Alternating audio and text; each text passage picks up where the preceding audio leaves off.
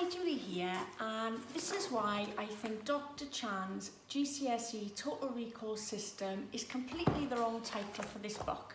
That might sound controversial to you, considering that I managed to sell a lot of these books as an affiliate, but the title really does frustrate me. Why? Because I think he's wrongly narrowed it down to a GCSE audience. And it isn't just for GCSE. You can use the memory techniques in this book from any age. I started teaching my children them from primary, and we've been using them right up to their comprehensive education. You could use them for degrees and into your workplace and beyond. In fact, my mum is 80 and she still knows some of the periodic table for chemistry just by learning this sort of method of using your memory. So I believe that it can be used for any age group. For example, let's just show you a little something that's covered in there. The human eye. I mean, really, it could be fascinating to know about the human eye, no matter what age you are, whether it's to answer quiz questions, whether it's because, as I say, you're studying to be a doctor or whatever. To me, it isn't just solely, although it is brilliant for GCSE, but it can equally be used for ASs, for A-levels, as say for primary education or even university education and beyond.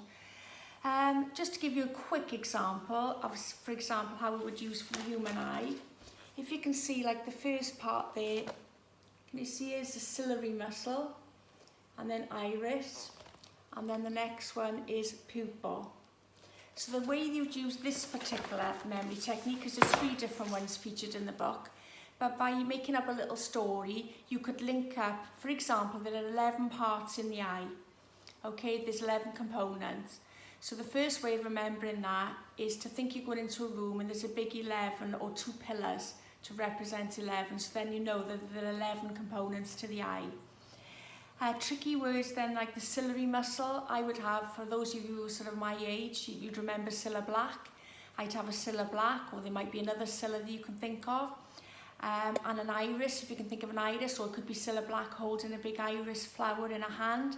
And she's going in to speak to some pupils in a school, and straight away then, through that little sequential story linking, which is what this type of memory technique is called, I've remembered that there's a ciliary muscle, there's an iris, and there's a pupil. Then you've got a cornea and a lens, and I mean, I'm just doing this off the fly because I haven't actually prepared this. I was just going to cover why I don't like the title. But I'm just so passionate explaining why this sort of memory technique can be used by any age group whatsoever. So let's just do it off the fly then, because that's probably the best way to do it. So we'll have Cilla Black then going holding a big iris flower, and she's walking into a big hall and it's packed with pupils. And those pupils are all holding up, maybe they're in a harvest festival, and they're all holding up corn dollies made out of corn, so that'll prompt us to think of cornea. And maybe they're looking into the lens of a camera because somebody's taking a photograph. So straight away we've remembered Cilla Black's ciliary muscle. She's holding an iris flower.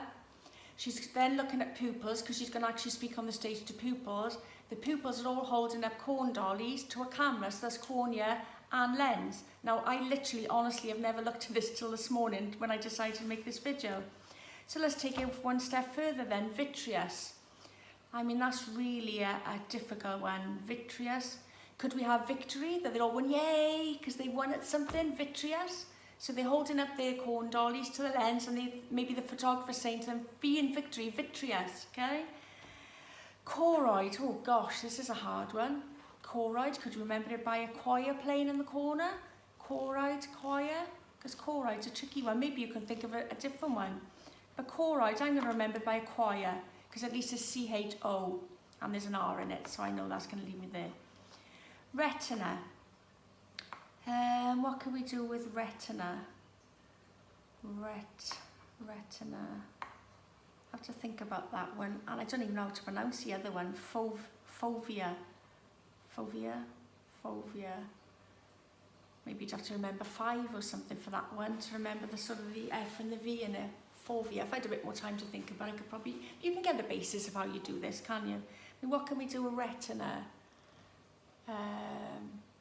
Retina. Well, have a think. As I say, I'm doing this literally off the fly.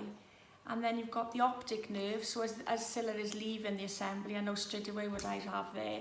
I'd have somebody shaking with nerves, and an optic, because they're nervous, they can have an optic and take out some spirits or something on the way out.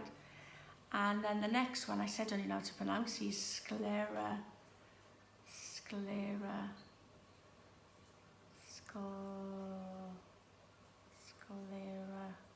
mean, what could you do for that one? Sort of thing. It's best I'm doing off the fly really, because this is how I'd have to address it. SCL is going to begin with. School. Just think of school then. School, sclera. School, leaving the school. So she's all nervous, she's got an optic. And sclera is school. If I had a bit more time to think about it, I'd probably think of it. Retina. I'm trying to think of that one. I'd think of Tina. Think of Tina Turner. So the choir's singing and Tina Turner's in the front and she's leading it, going like this. So it could be Tina. So remember, reference Tina Turner, there we are, retina. And then fovea, F-O-V-E-A. Fove, just think of 5, I don't know, just think of maybe Scylla could go high 5, fovea, 5. Just anything that makes you to think of it. So let's just see how many I can think off the top of my head now. The last part I'll probably struggle with because I haven't sort of made it memorable enough. But let's see. Scylla, it's a ciliary nerve. Iris, because she's holding an iris. Then there were pupils, because she was dressing the pupils. And cornea, because they had the corn dollies. And lens. And then it was something to do, congratulations then, when they're victory, when they're vitreous. And then you've got a choir, choroid. Then retina, wasn't it, because it was Tina Turner. Then she gives a high 5, so it's fovea, wasn't it? So remember it's fovea, not fivea, fovea. Then she's shaking as she goes out, so it's an optic nerve, so it's an optic.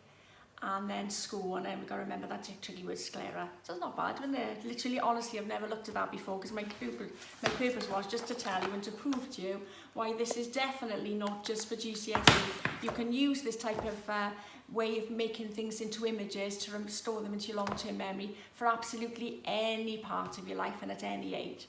So hope that's helped on my Dr. Chan total recall system and why I don't think it should be GCSE, but for any age group. As ever, I'll pop a link at the bottom in case you want to purchase a copy, because like I said, you can use it at any age for any sort of thing you've got to remember. I want to be transparent, as I always am, and just say that it's an affiliate link, so if you purchase the product, there is a chance I could get paid an affiliate commission. But rest assured, it'll be the product owner will actually make any eligible commissions to me. You'll pay exactly the same price, you won't pay anything more for it. Alright, as ever, thanks ever so much for watching. Don't forget to subscribe to my channel if you haven't already done so by pressing subscribe. And don't forget to click on the bell and that will notify you of any future videos that I make. Thanks for now.